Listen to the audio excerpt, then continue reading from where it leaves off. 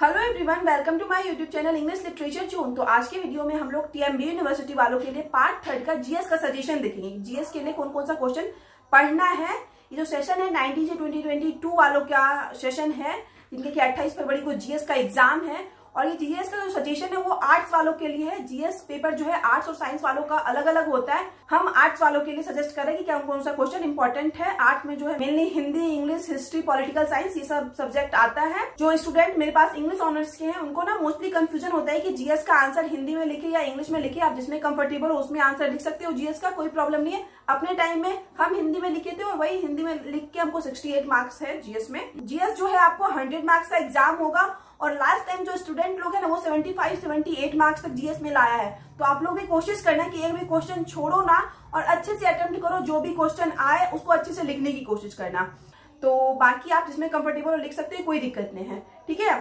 तो जीएस जो है आपको 100 मार्क्स का एग्जाम होगा, जिसमें कि आपको 5 क्वेश्चन सॉल्व करना होगा। 5 क्वेश्चन आपको 20 मार्क्स का होगा। 5 क्वेश्चन जो नंबर 1 वाला क्वेश्चन होता है ना वो कंपलसरी होता है, सबको करना होता है, उसमें कुछ आप छोड़ नहीं सकते हो।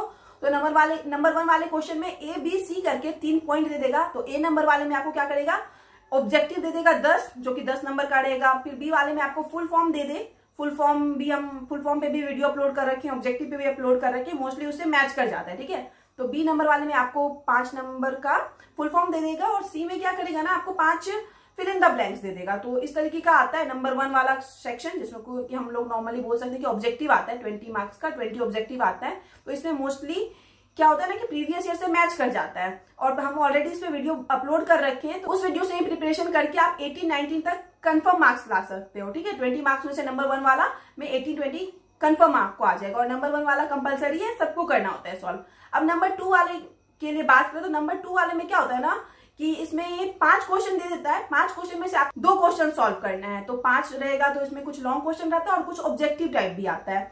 आप मतलब क्वेश्चन किस तरीके का आता है ना, हम वीडियो अपलोड कर रखे हैं, क्वेश्चन कैसा आता है उसको देख सकते हो। उसका लिंक हम आपको इसी वीडियो के डिस्क्रिप्शन में डाल देंगे। तो 2 नंबर वाला जो क्वेश्चन है आपको सेक्शन ए लिखा रहता है शायद मोस्टली इसमें। तो 2 नंबर वाला, पहला तो मैं ऑब्जेक्टिव बता दिया, ऑब्जेक्टिव 20 मार्क्स का। तो 2 नंबर वाले में 5 क्वेश्चन आएगा। तो 5 में क्या होता है ना, एक आपको थोड़ा ऑब्जेक्टिव बेस्ड क्वेश्चन देगा। एक में क्या करेगा ना 5-10 नंबर का ऑब्जेक्टिव, कभी 5 कभी 10 नंबर का ऑब्जेक्टिव दे देता है, जिसमें कि आपको आविष्कारक या इस तरीके का कुछ दे देता है। तो कोशिश करना है क्या, एक जो क्वेश्चन सेलेक्ट करो वो ऑब्जेक्टिव वाला सेलेक्ट करो। मतलब एक ऑब्जेक्टिव दे देगा 5-10 नंबर का और उसके साथ कुछ शॉर्ट्स नोट दे देगा, कोई टॉपिक जैसे नीति आयोग या कोई टॉपिक जो उस पर 5-10 नंबर का आपको लिखने दे देगा। तो वो कंफर्म वो ऑब्जेक्टिव वाला सेक्शन 2 नंबर से सेलेक्ट करना पहला। और दूसरा जो सेक्शन है ना उससे आपको कोई ना कोई लॉन्ग क्वेश्चन लिखना पड़ेगा 20 मार्क्स के लिए, जो कि आपको कम से कम 6-7 पेज में लिखना है। 20 मार्क्स का आंसर है, 6-7 पेज में लिखना है। आंसर को पॉइंट वाइज लिखना ताकि मतलब पेज ज्यादा फिलअप हो और आराम से आप लिख सकते हो। काफी इजी टॉपिक पे आता है। तो ये हो गया 2 नंबर का। 3rd नंबर वाले के लिए भी आपको क्या करेगा ना 5 लॉन्ग क्वेश्चन देगा। 5 में से फिर से आपको 2 सेलेक्ट करके सॉल्व करना है। तो 2 में से पहला एक तो आपको लॉन्ग करना होगा, कोई ना कोई टॉपिक जो हम भी रिकमेंड करते हैं कि कौन कौन सा टॉपिक आपको पढ़ना है। तो पहला तो आपको लॉन्ग एक करना होगा, जो कि आपको 6-7 पेज में आंसर लिखना है। दूसरा जो टॉपिक आपको सेलेक्ट करना है ना वो शॉर्ट्स नोट सेलेक्ट करना है, जिसमें कि क्या करेगा ना 8-9 टॉपिक दे देगा, उसमें से बोलेगा 3-4 टॉपिक को सेलेक्ट करके 20 मार्क्स के लिए इसमें आंसर लिखो। तो 3-4 टॉपिक वो वाला सेक्शन सेलेक्ट करना, जिसमें कि आपको 5-6 टॉपिक दे दे, जैसे दे दे नीली क्रांति, इंटरनेट के बारे में, कंप्यूटर के बारे में। तो इस तरीके के 8-10 टॉपिक, तो उसी को सेलेक्ट करना, ठीक है, 3rd नंबर वाले ऑप्शन से। क्योंकि इस तरीके के ऑप्शन में ज्यादा मार्क्स आता है और लिखने के लिए भी आपको समझ में आएगा कि क्या लिखना है। क्योंकि आपको उस टाइम क्या होता है ना कि अलग अलग टॉपिक है और उस टॉपिक पे 1-2 पेज ही लिखना है, तो ये वाला क्वेश्चन कर पाओगे, ठीक है। तो ये हो गया। और अब हम डिस्कस करते हैं कि कौन कौन सा क्वेश्चन इंपॉर्टेंट है। तो लॉन्ग क्वेश्चन के लिए आपको हम 7-8 टॉपिक बताएंगे जो आपको पढ़ के जाना है। सबसे पहला और सबसे मोस्ट इंपॉर्टेंट टॉपिक जो है प्रदूषण, वो कंफर्म आता है, कोई ना कोई तरह का प्रदूषण मोस्टली पूछा जाता है। तो प्रदूषण कंफर्म प्रिपेयर करके जाना। प्रदूषण के लिए पहले प्रदूषण क्या होता है, मतलब प्रदूषण किसे कहते हैं, प्रदूषण के कितने प्रकार होते हैं। मतलब 4-5 प्रकार का प्रदूषण होता है ना, वायु प्रदूषण, जल प्रदूषण, मृदा प्रदूषण, ध्वनि प्रदूषण। तो इस तरीके का 4-5 प्रकार का प्रदूषण लिख दोगे। अगर कोई भी कोई प्रदूषण पूछ दे, जल प्रदूषण पूछ दे, वायु प्रदूषण पूछ दे या फिर ध्वनि प्रदूषण पूछ दे, तो ये आपको कंफर्म लिखना है कि पहले प्रदूषण क्या होता है और प्रदूषण के प्रकार।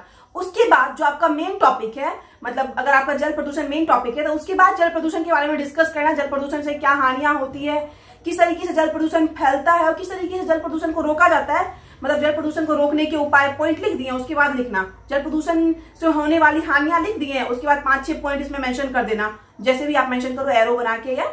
तो इससे क्या होगा कि आपका 5-6 पेज भी जल्दी भर जाएगा प्रदूषण वाले टॉपिक से।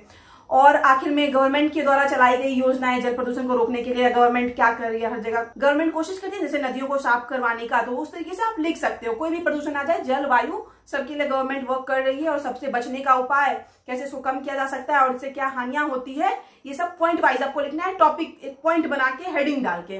तो ये प्रदूषण पहला टॉपिक हो गया। सेकंड जो है आपको बेरोजगारी प्रिपेयर करना है लॉन्ग क्वेश्चन के लिए। तो बेरोजगारी है, बेरोजगारी किसे कहते हैं, बेरोजगारी कितने प्रकार के होते हैं और बेरोजगारी को कम कैसे किया जा सकता है, ये सब आपको डिस्कस करना होगा। गवर्नमेंट इसके लिए क्या कर सकती है, गवर्नमेंट के द्वारा चलाई गई योजनाएं बेरोजगारी को कम करने के लिए। और ये सब जो टॉपिक का नोट जाना यूट्यूब पे मिल जाएगा।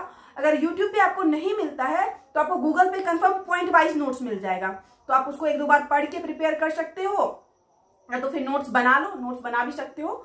तो 7-8 टॉपिक हम रिकमेंड करेंगे लॉन्ग क्वेश्चन के लिए। 2 हो गए प्रदूषण और बेरोजगारी।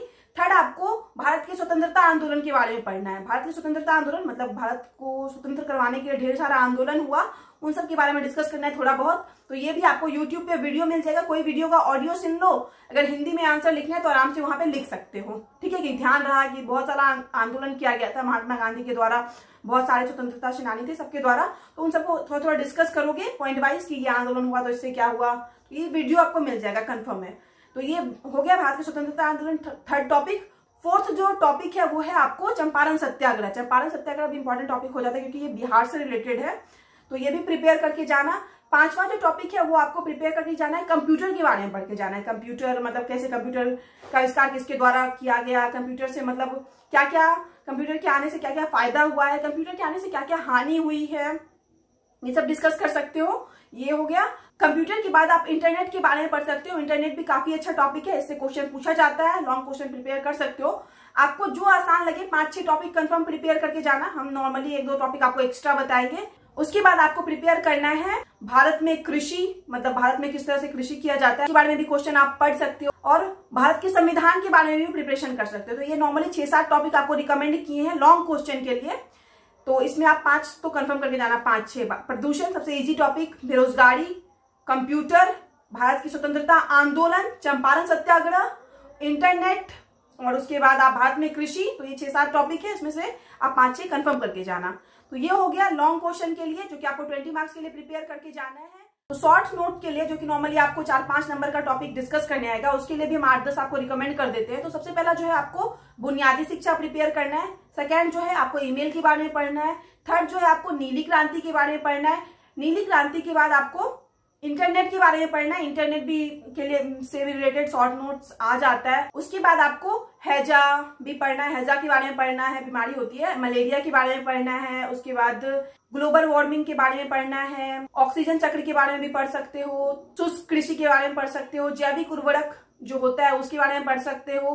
तो ये सब काफी इंपॉर्टेंट टॉपिक है, ये सब आप शॉर्ट नोट्स के लिए प्रिपेयर कर सकते हो, ठीक है। तो एक बार हम फिर से डिस्कस कर देते हैं शॉर्ट नोट के लिए आपको क्या क्या पढ़ना है।